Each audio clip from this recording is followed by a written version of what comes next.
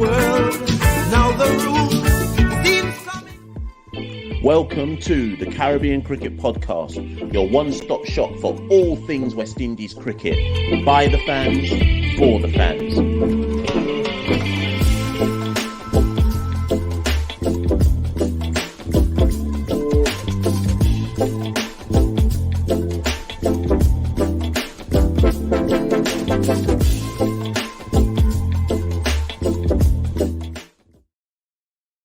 Yes, ladies and gentlemen, welcome back to another edition, another episode, another conversation of the Caribbean Cricket Podcast. I'm one half of the Caribbean Cricket Podcast, Machel St. Patrick Hewitt. You know by now that Santoki is away. He's back soon, actually. I think he's certainly back in the next 24, 48 hours or so. So you can look forward to seeing Santoki back on the channel in the near future.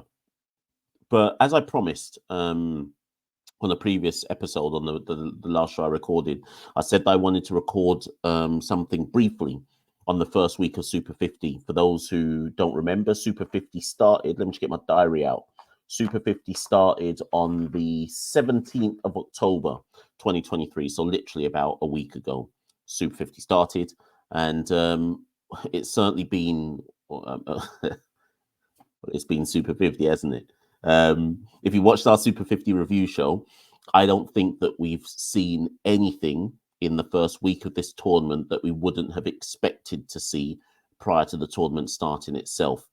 But like I said, I wanted to kind of just record this quick one to give a brief synopsis of what I've kind of seen in the first week. And as usual, people, like the video, share the video, subscribe to the channel. But most importantly of all, get in the comments below and give me your reactions, not necessarily to what I say, but kind of like your feelings and your reactions on what you've seen in the CG United Super 50 thus far. At the time of recording, Trinidad and Tobago are scrambling.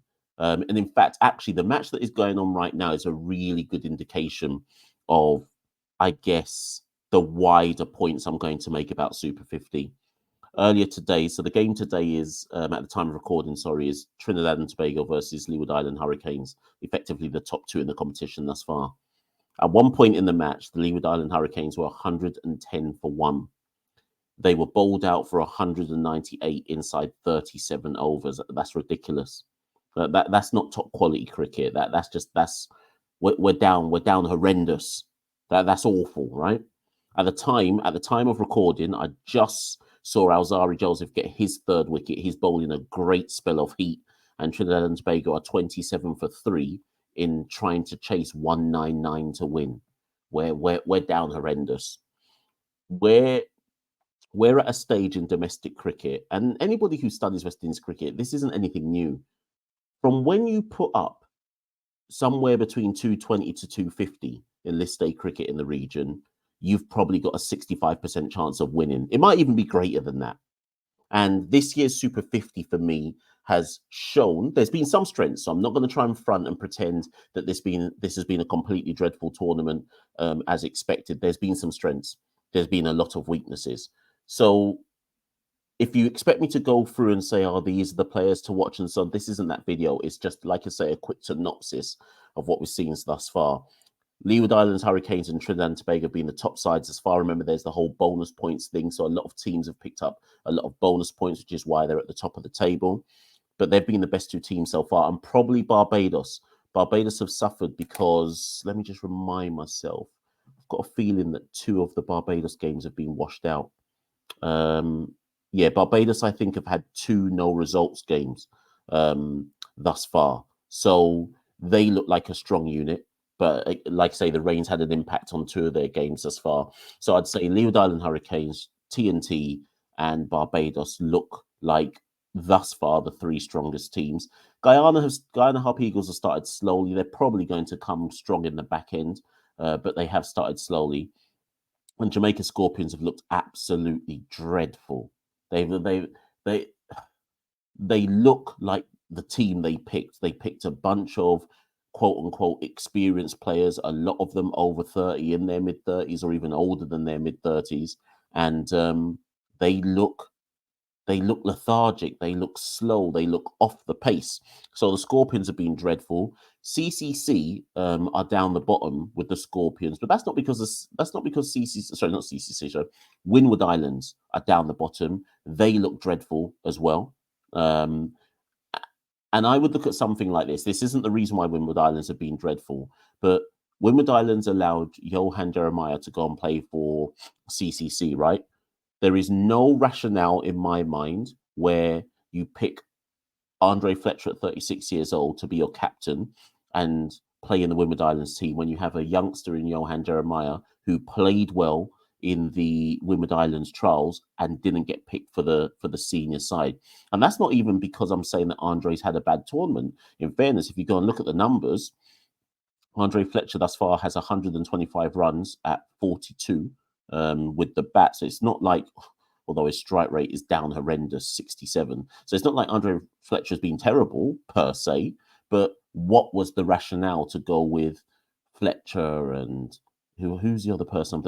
I mean, Johnson Charles is an international, so it's not like these players have played badly, but it's just interesting to me that Johan Jeremiah was somebody who could have been picked for Windward Islands, and he's doing even better for CCC. So Windward Islands Volcanoes and Jamaica Scorpions are down bad.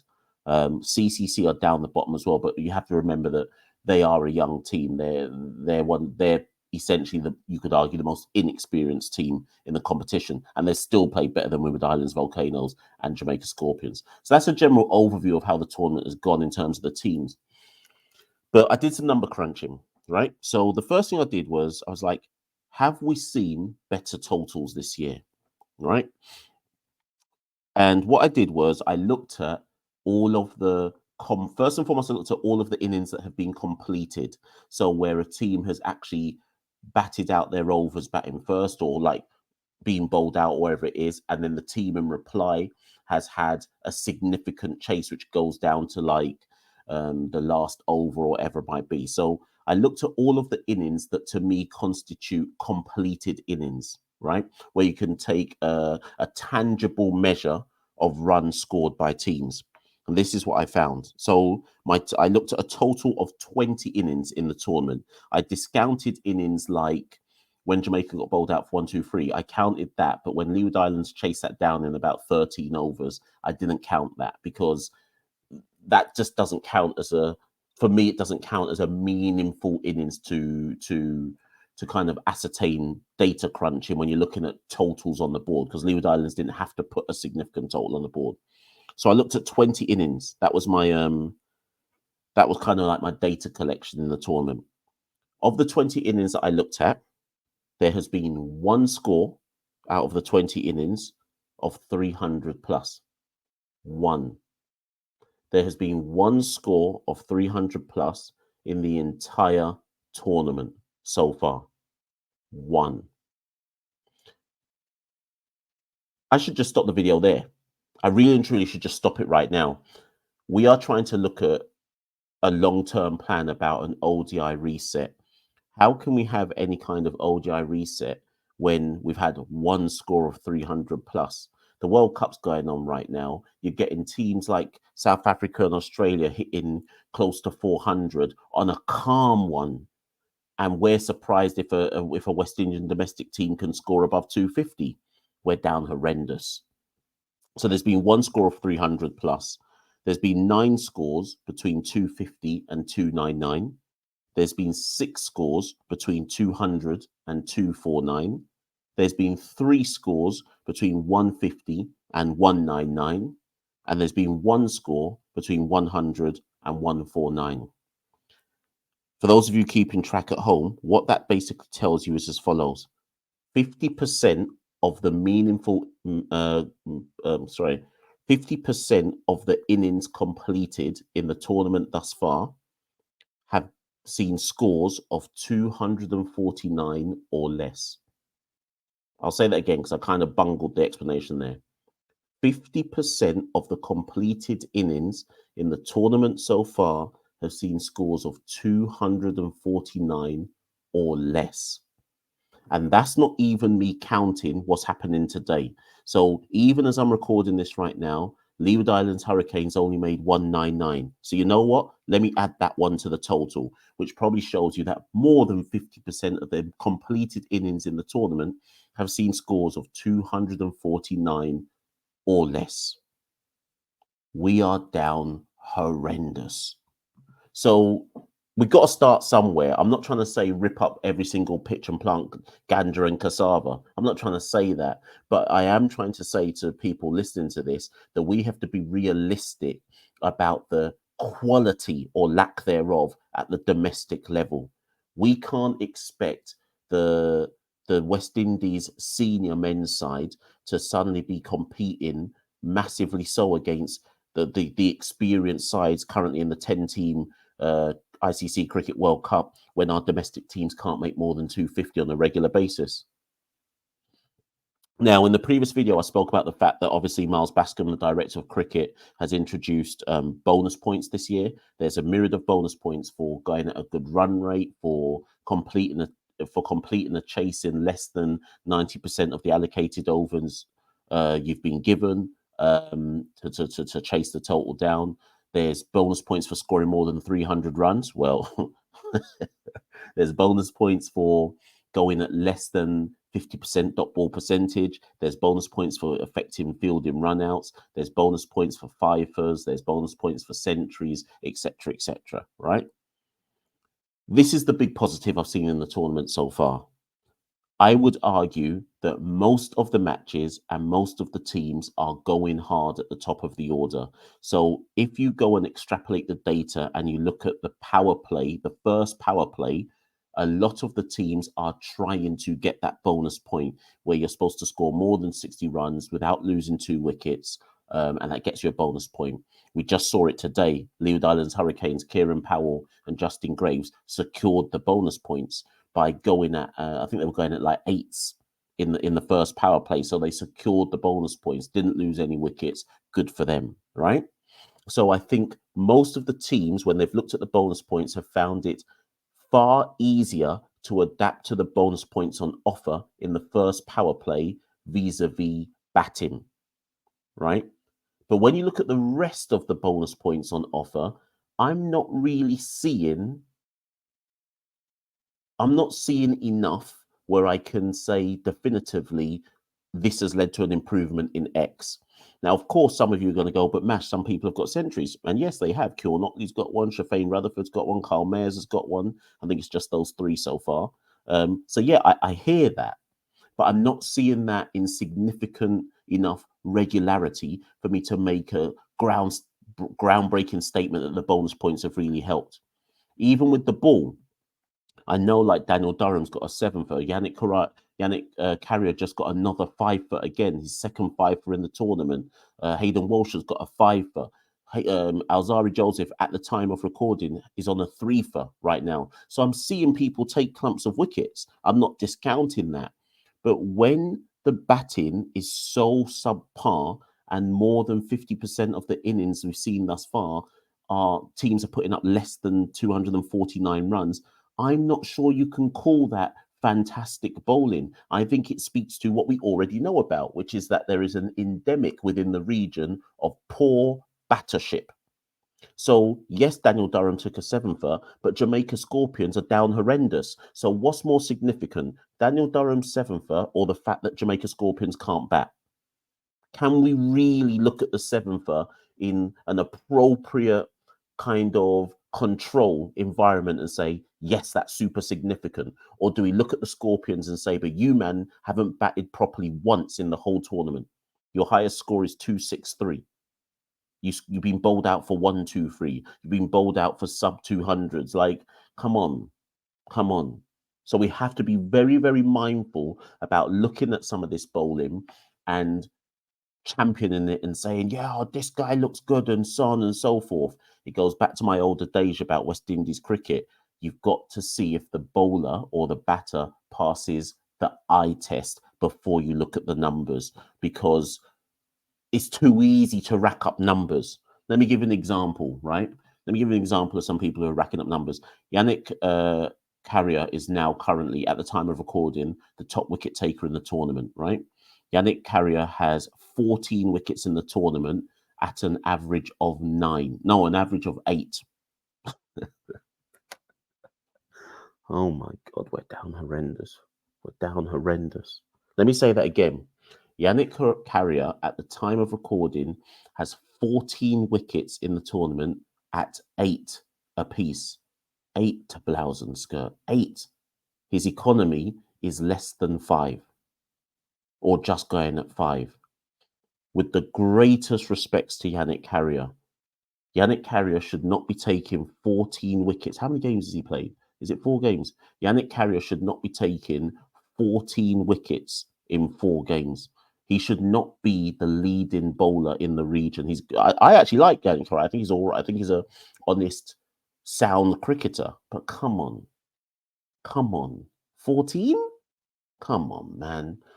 If I take somebody else as an example, Versamy Permol, he's currently on 6 wickets at 21 apiece. Versamy Permol isn't a list day bowler of repute. If I take, let me take his wider. So Versamy Permol's list day career, he's got 142 wickets at 25 apiece. So I'm not saying that he's some kind of subpar bowler. Of course, we know what he does in first class cricket, but list day is not supposed to be his forte, right? The guy's currently got 6 wickets at 21. Hayden Walsh, 6 wickets he's bowling today at the time recording, 6 wickets at 17 apiece. Naeem Young, 9 wickets at 18 apiece. Daniel Durham, and he's bowling today at the time recording, 10 wickets at 7 apiece. Come on, man. And this is the problem, like I say, with trying to assess what we're seeing in this tournament. I don't want to say it's too easy for bowlers, but they're not getting enough rigorous challenge for us to be able to look at their bowling beyond more than an eye test to ascertain if it's anything meaningful, deep and meaningful that we're seeing. Of course, for selectors, all they can go on is, what do the records show? Who was the standout performer, and so on and so forth. But boy, it's harder than that.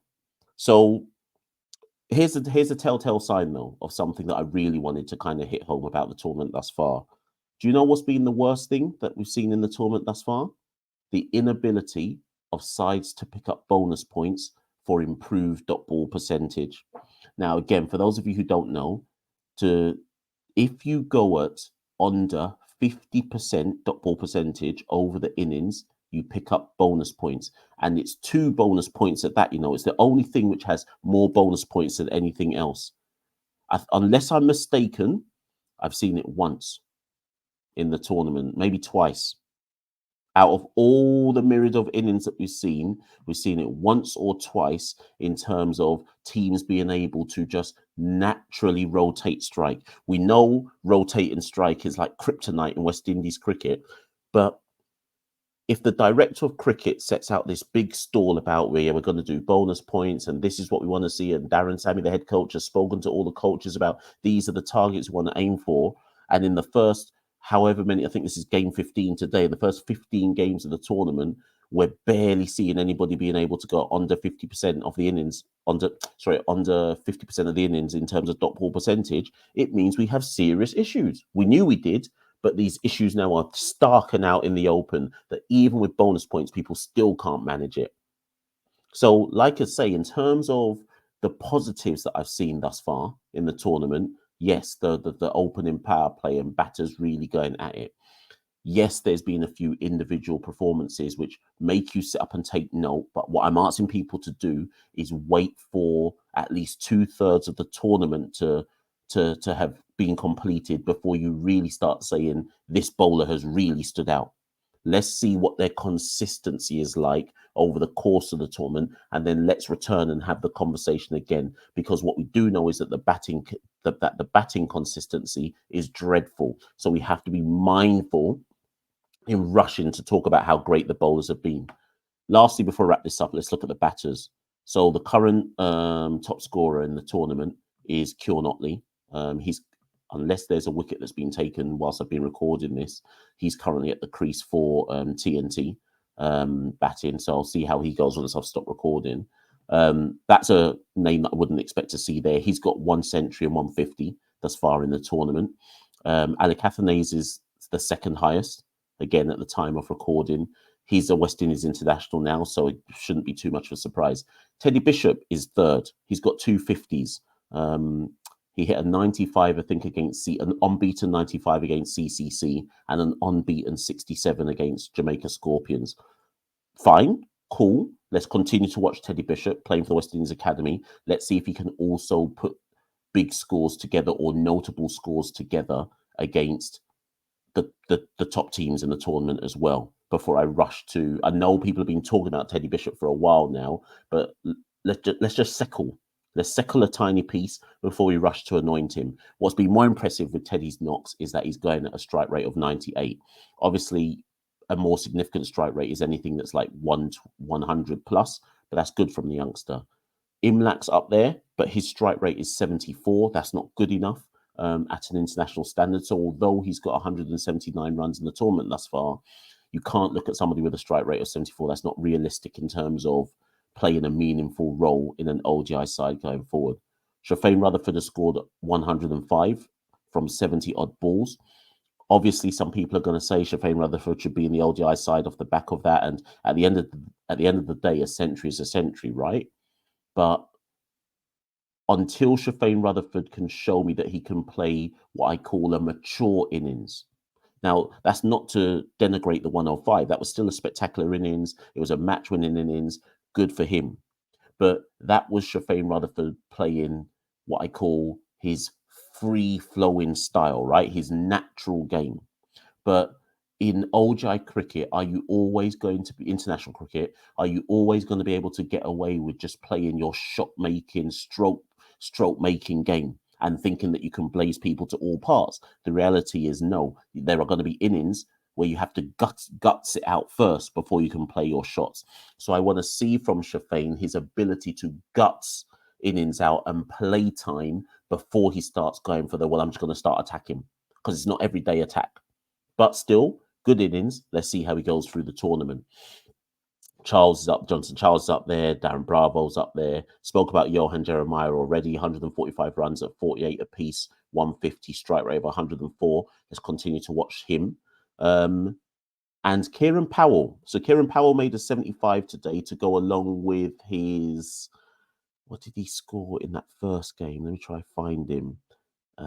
Kieran Powell. He's made an 80 not out and he's made a 75. So he's got 250s in the tournament. Now, hear me out, people. If Kieran Powell continues to show, his strike rate at the moment in the tournament is 160 plus. No one knew Kieran Powell had that in his locker. If he goes through the rest of this tournament striking at 130 plus, let's say he averages that over the rest of the tournament for Leeward Islands, and he stacks up a few more 50s, who are we to say that Kieran Powell can't put his name into contention in the West Indies team? 33 is not old. Yes, he's had many chances at the international level, but at the end of the day, beggars can't be choosers. If the man puts up runs, the man puts up runs. And obviously, recently, yesterday, Carl Mayers scored a swashbuckling, barnstorming. What was it that he made again? What did he make? Was it 100 and... Sorry, people, I need to find what he made again.